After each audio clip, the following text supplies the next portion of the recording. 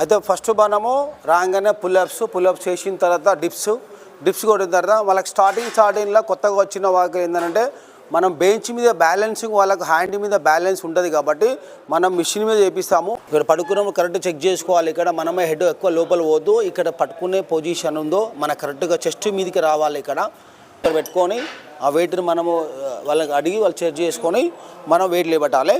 Up yes మనం చూడాలి, ఒకసారి అబ్జర్వేషన్ చేయాలా. కోచ్ కంపల్సరీ లేపినప్పుడు ఇక్కడ చూడండి చెస్ట్ మీద కరెక్ట్గా ఇట్లా పంపింగ్ అవుతుందా లేదా చూసుకోవాలి. దీన్ని మనము చెస్ట్ ప్రెస్సింగ్ అంటాము. చెస్ట్ ప్రెస్సింగ్ కూడా ఏంటంటే మనకు చెస్ట్ మీదనే వెయిట్ వస్తుంది. ఎస్ ఓల్డ్ హ్యాండ్స్ మాత్రం మూవ్ కావాలి. ఎస్ ముందు చూసుకుంటే కరెక్ట్గా అర్థం.